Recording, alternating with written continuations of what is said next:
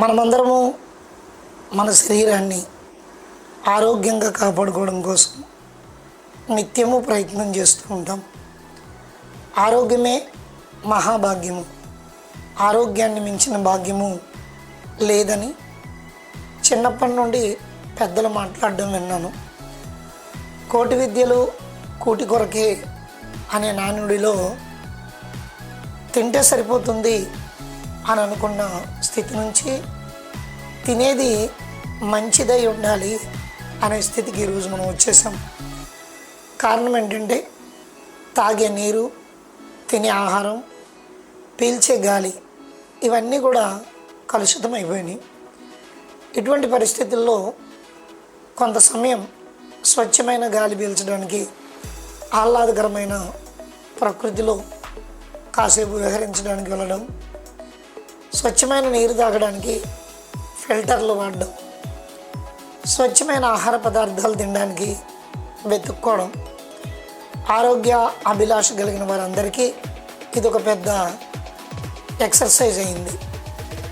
కాబట్టి కష్టపడి పనిచేసేవాడు పొద్దున్న నుండి సాయంకాలం దాకా రెక్కల కష్టార్జితంతో బ్రతికేవారు ఆరోగ్యపరమైనటువంటి జాగ్రత్తలు తీసుకున్నా తీసుకోకపోయినా వారి బాడీ తత్వాన్ని బట్టి, వారు ఎక్కువ కష్టపడ్డాన్ని బట్టి ఆరోగ్యంగానే ఉంటారు.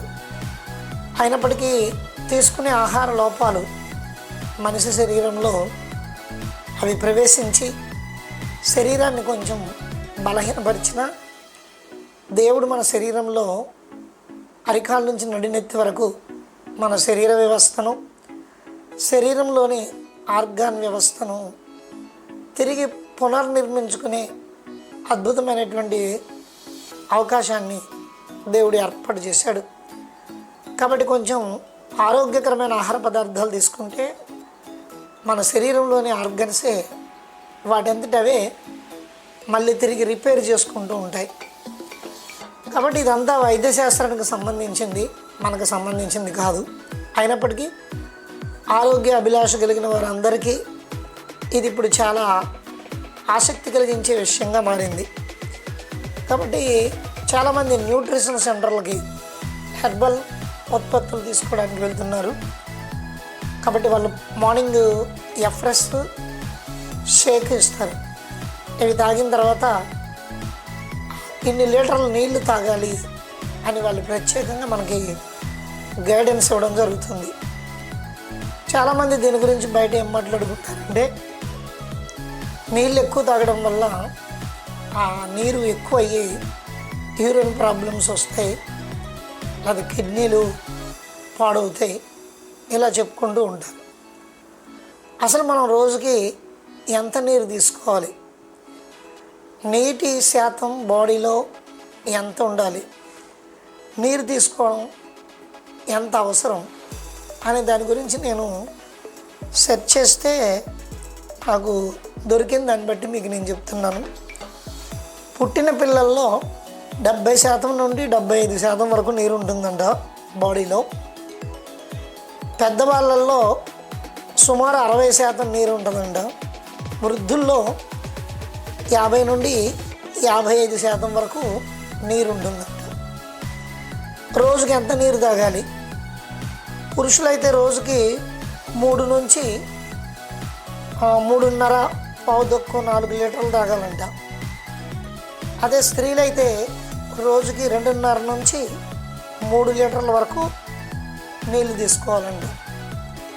ఇది కేవలం ప్లెయిన్ వాటర్ మాత్రమే కాదు, టీ, జ్యూస్, పాలు, పళ్ళు, కూరగాయల ద్వారా వచ్చే నీరు కూడా ఇందులో కలుస్తుంది అని ఇందులో మ్యాటర్ ఉంది. సింపుల్ రూల్, రోజుకి దగ్గర దగ్గర 8 నుంచి 10 గ్లాసులు నీరు తాగితే సరిపోతుంది అని చెప్పి నార్మల్గా ఇందులో నాకు దొరికింది. అయితే ఇందులో ఎప్పుడు ఎక్కువ తాగాలి అనేటువంటి మాట ఒకటి ఉంది. అంటే ఇది నార్మల్గా 8 నుంచి 10 గ్లాసులు, నా దగ్గర దగ్గర 300 ml ఉంటుంది. 10 గ్లాసులు అంటే 3 లీటర్లు ఈజీగా. 300 ml గ్లాస్ తోటి రోజుకు 10 గ్లాసులు తాగితే మనకు 3 లీటర్ల నీళ్ళు అవుతాయి. ఎప్పుడు నీరు మనిషి ఎక్కువగా తాగాల్సి వస్తుంది? వేసవి కాలంలో వేడి వాతావరణాన్ని బట్టి ఎక్కువ తాగాలి. మనిషికి ఎక్కువగా చెమట పెట్టినప్పుడు నీరు ఎక్కువగా తీసుకోవాలి.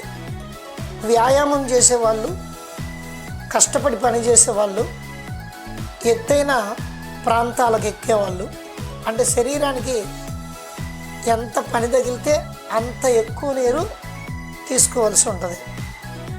జ్వరం ఉన్నప్పుడు, వాంతులు విరోచనాలు ఉన్నప్పుడు నీళ్ళు ఎక్కువగా తీసుకోవాలి. శరీరానికి నీరు సరిపోతుంది అని మనం, సరిపోతుందో లేదో అని మనం ఎలా తెలుసుకోగలం? మనం యూరిన్కి వెళ్ళినప్పుడు లైట్ ఎల్లో కలర్లో కనుక యూరిన్ వస్తున్నట్టయితే నీరు తక్కువగా ఉంది, బాడీలో నీటి శాతం తగ్గుతుంది అని అర్థం చేసుకోవాలంట. అదే లైట్ ఎల్లో కలర్లో ఉంటే బాగానే ఉన్నట్టు, కొంచెం ముదురుగా ఆ కలర్ మారుతున్నట్లయితే కనుక బాడీ డీహైడ్రేట్ అవుతున్నట్లుగా మనం తెలుసుకొని ఉండాలండి. అందుకనే నీరు త్రాగడము, ఆహారం తినడము, వ్యాయామం చేయడం అనేది బాడీకి నిత్యకృత్యంగా మనం అలవాటు చేసుకోవాలి. అందుకని ఈ హెర్బల్ సెంటర్కి వచ్చిన వాళ్ళకి ఏం నేర్పుతారంటే ఆహార నియమాలు, వ్యాయామం, నీరు తాగే విధానం నేర్పుతారు. మనం ఎంత చెప్పినా, ఎన్ని తెలుసుకున్నా నీరు రోజుకి 3 లీటర్లు ఎవరు తీసుకోరు. ఏదో తినే టీలోను, కాఫీలోను, పాలల్లోనూ, ఆహార పదార్థాల్లోనూ ఉన్న నీటితో కలిపి సరిపోద్ది అంటే అందులో ఉంటే ఎంత ఉంటుంది? ఆహార పదార్థాల్లో 70% ఆహారం ఉంటే 30% నీరు ఉంటుంది, అంతకంటే ఎక్కువ ఉండదు కదా. వాటర్ మిలన్ ఇలాంటివి అయితే కొంచెం నీరు ఎక్కువ ఉంటుంది. వాటర్ మిలన్ మనం రోజు తినం కదా.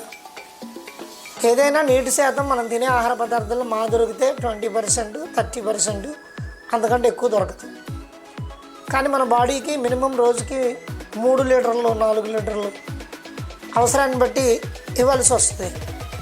సాధారణంగానే ఒక మనిషి రోజుకి, పురుషులైతే 3 లీటర్లు 4 లీటర్ల దాకా, స్త్రీలైతే 3 లీటర్ల వరకు తాగాల్సింది. ఒకేసారి 3 లీటర్ల కడుపులో ఎవరు పోసుకోలేం కదా. పొద్దునుండి సాయంకాలం దాకా కొంచెం కొంచెం తీసుకుంటూ ఉండాలి. ఇది హెర్బల్ ప్రోడక్ట్ తీసుకున్నప్పుడు ఎందుకు వాళ్ళు నీళ్ళు ఎక్కువ తాగమంటారు అని అంటే, అది ప్రోటీన్ ఎక్కువ ఉంటుంది. అందులో షేక్లో ప్రోటీన్ ఎక్కువ ఉంటుంది. ప్రోటీన్ ఏం చేస్తుంది అని అంటే మన మజిల్ని నిర్మాణం చేస్తుందంట. మజిల్ గట్టిపడడానికి ఎక్సర్సైజ్ చేస్తాం. ఈ ప్రోటీన్ కూడా మజిల్ని నిర్మాణం చేస్తుందని, ప్రోటీన్ గురించి మీరు చదవండి, ఆన్లైన్లో వెతకండి, దొరుకుతుంది. కాబట్టి ప్రోటీన్ బాడీలో మజిల్ నిర్మాణం చేస్తుంది. కాబట్టి ఆ ప్రోటీన్కి మనం వాటర్ ఎక్కువ సప్లై చేయాలి. ఎఫ్రెస్కి ఒకటి, ప్రోటీన్కి ఒకటి నీరు సపోర్ట్ చేయాలి. కాబట్టి ఏదో మామూలుగానే ఎప్పటిలాగానే ఆ బిందె దగ్గరికి వెళ్ళి ఒక గ్లాస్ నీళ్ళు తాగేసి వెళ్ళిపోవడం, మళ్ళీ ఎప్పుడో గుర్తొచ్చినప్పుడు నీళ్ళు తాగుతాం తప్ప ప్రత్యేకించి నీటి మీద ఎవరు శ్రద్ధ పెట్టరు. అందుకే పనిచేసే వాళ్ళు చూడండి, సరిగ్గా యూరిన్ అవ్వట్లేదని డాక్టర్ దగ్గరికి వెళ్తే బాడీ డీహైడ్రేట్ అయిందన్న సంగతి మంచినీళ్ళు తాగిన వ్యక్తికి తెలియదు. డాక్టర్ దగ్గరికి వెళ్తే ఏమంటారంటే, మీ కిడ్నీలో రాళ్ళు ఉన్నాయి, స్కానింగ్ తీసుకొని రమ్మంటారు. స్కానింగ్ తీసుకొస్తే ఏం తెలుస్తుంది? కిడ్నీలో నీటి శాతం లేకపోయేటప్పటికి ఆ కిడ్నీలో మరి రక్తాన్ని శుద్ధి చేసేటువంటి ప్రక్రియ ఒకటి జరుగుతూ ఉంటుంది. కనుక ఆ నీరు సరిగ్గా అందకపోవడం వల్ల ఆ కిడ్నీలో పేరుకుపోయినటువంటి అవన్నీ ఉండల కింద కట్టేస్తాయి, అవి రాళ్ళలాగా కనబడతాయి. అదే నీరు ఎక్కువ ఉందనుకోండి, నీరు అవి రాళ్ళు కట్టడానికి, అంటే కిడ్నీలో ఉన్నటువంటి ఆ పేరుకుపోయిన ఆ నాచులాగా పేరుకుపోతూ ఉంటుంది కదా. రక్త శుద్ధి అయినప్పుడు రక్తంలో ఉన్న వ్యర్థాలు, నీళ్ళల్లో ఉన్న వ్యర్థాలు అక్కడ పేరుకుపోతూ ఉంటాయి. నీరు లేనప్పుడు ఎన్నో ఉండల కింద కట్టేస్తూ ఉంటాయి. అందుకే నీరు ఎక్కువ తాగాలి. మరి ఈ లిక్విడ్స్ తీసుకున్నప్పుడు, హెర్బల్కి వెళ్ళినప్పుడు మనం ఆ లిక్విడ్స్ తీసుకున్నప్పుడు అవి ఎక్కువ పనిచేస్తాయి. కాబట్టి అప్పుడు నీరు ఎక్కువ తీసుకోవాలి. అందుకే వాళ్ళు ఏం చెప్తారంటే మీరు ఎఫ్రెష్ తాగినా ఈ మిల్క్ షేక్ ఈ షేక్ తీసుకున్నా ఖచ్చితంగా మీరు నీరు మాత్రం ఎక్కువగా ఉపయోగించాలి. మీరు ఈ తీసుకోకపోయినా పర్లేదు, కానీ నీరు మాత్రం ఎక్కువ తీసుకోవాలని చెప్తారు వాళ్ళు. నీటితోనే చాలా ఉపయోగాలు ఉన్నాయండి. నీటిని మనం పట్టించుకోం. శుభ్రమైన నీరు, పెద్ద పెద్ద సినిమా యాక్టర్లు, సెలబ్రిటీస్ ఉన్నారంటే వేలకు వేలు ఖర్చు పెట్టి నీళ్ళు తాగుతారు. ఒక వాటర్ బాటిల్ మనం మామూలుగా 20 రూపాయలు పెట్టుకుంటే బాబు 20 రూపాయలు అనుకుంటాం. కానీ అదే వాటర్ బాటిల్ 50లో ఉన్నాయి, 100లో ఉన్నాయి, 500 లీటర్లో ఉన్నాయి, 1000 రూపాయల లీటర్ వాటర్ కూడా ఉన్నాయి. అంటే నీటిలో ఉండేటువంటి ప్రత్యేకతలు. అలాగని ఇప్పుడు నీళ్ళల్లో అన్నీ ఉంటున్నాయి అంటే ఈరోజు దొరకడం చాలా కష్టం. ఫిల్టర్ వాటర్ కన్నా బోర్ వాటర్లో మనకు కావలసిన ఆరోగ్యకరమైన మినరల్స్ అన్నీ ఉంటాయని పెద్దలు చెప్తారు. సో భూమిలో నుండి వచ్చేటువంటి వాటర్లోనే మనకు అన్నీ దొరుకుతాయి. కానీ భూమిలో నుండి నీరు వచ్చింది ఎవరు తాగుతున్నారు? ఇప్పుడు ఫిల్టర్ చేసుకోకుండా ఎవరు తాగలేకపోతున్నారు. ఫిల్టర్ చేస్తే అందులో చాలా విటమిన్స్ పోతాయి, చాలా మినరల్స్ పోతాయి. అలాగని వచ్చినట్టు తాగేద్దామంటే ఈ రోజున భూమిలో నుండి వచ్చే నీళ్ళల్లో కూడా కొన్ని వ్యర్థాలు కలుస్తున్నాయి. సో భయంతో జీవిస్తున్నాం మనం. కాబట్టి మనం మంచినీరు బాడీకి తీసుకోవాలి, మంచి ఆహారము బాడీకి తీసుకోవాలి, మంచి గాలి బాడీకి తీసుకోవాలి. అలాగే మంచి వ్యాయామం కూడా ఈ బాడీకి అవసరం. కాబట్టి ఇవన్నీ వెల్నెస్ సెంటర్లో ఎలాంటి ఆహారం తీసుకోవాలి, ఎలా నీరు తాగాలి, ఎలా వ్యాయామం చేయాలి, ఎలాగ స్వచ్ఛమైనటువంటి ఆక్సిజన్ని తీసుకోవాలి అనేవి చెప్తారు. కాబట్టి ఈ న్యూట్రిషన్ సెంటర్లు, హెర్బల్ సెంటర్లు ఇవాళ చాలామంది ఆశ్రయిస్తున్నారు. అక్కడికి కరెక్ట్గా వచ్చేవాళ్ళు, కరెక్ట్గా పార్టిసిపేట్ చేసేవాళ్ళు అద్భుతమైన రిజల్ట్ తీసుకుంటున్నారు. చాలా అద్భుతమైన ఆరోగ్య సూత్రాలు పాటిస్తున్నారు, ఆరోగ్యాన్ని పొందుకుంటున్నారు. కళ్ళారా మేము చూస్తున్నాం. కాబట్టి మీ సమీపంలో ఉన్న హెల్త్ కమ్యూనిటీకి అది హెర్బలే కావచ్చు, లేకపోతే ఇంకా వేరే ఏదైనా. ఈ మధ్య హెల్త్ కమ్యూనిటీలు ఎక్కువగా ఫామ్ అవుతున్నాయి. ఆరోగ్యం పట్ల అవగాహన కలిగి ఉండాలి అని హెల్త్ కమ్యూనిటీలు ఏర్పాటు చేస్తున్నారు. కాబట్టి ఏదో ఒక హెల్త్ కమ్యూనిటీలో సభ్యులుగా చేరండి. అక్కడ వాళ్ళు చెప్పేటువంటి ఆ పద్ధతులు పాటించండి, ఆరోగ్యాన్ని పెంపొందించుకోండి. నాకు తెలిసిన హెల్త్ కమ్యూనిటీ డబ్బులు ఎక్కువ ఖర్చు అవుతాయి, కానీ చాలా ఈజీగా హెల్త్ త్వరగా సెట్ అవుద్ది. అది మాత్రం హెర్బల్ ప్రోడక్టే. కాబట్టి మీకు సమీపంలో ఉండే హెర్బల్ ప్రోడక్ట్ దగ్గరికి వెళ్ళండి. వాటిని వెల్నెస్ కోచ్లు అంటారు, వెల్నెస్ సెంటర్లు అంటారు. వాటిని ఉపయోగించుకోండి, మీ ఆరోగ్యాన్ని కాపాడుకోండి. తల్లి పాలతో మన శరీరంలోని ఎముకకు బలం వచ్చింది. ఈ లోకంలోని ఆహార పదార్థాలతో ఆ ఎముక బలహీనమై ఆఖరికి వచ్చేటప్పటికి కాళ్ళు నొప్పులు, కీళ్ళ నొప్పులు వస్తున్నాయి. మళ్ళీ ఆరోగ్యకరమైన ఆహార పదార్థాలను అందిస్తేనే ఎముక బలం పెరుగుతుంది, కండ బలం పెరుగుతుంది, ఆర్గన్స్ అన్నీ మళ్ళీ బలం పొందుకుంటాయి.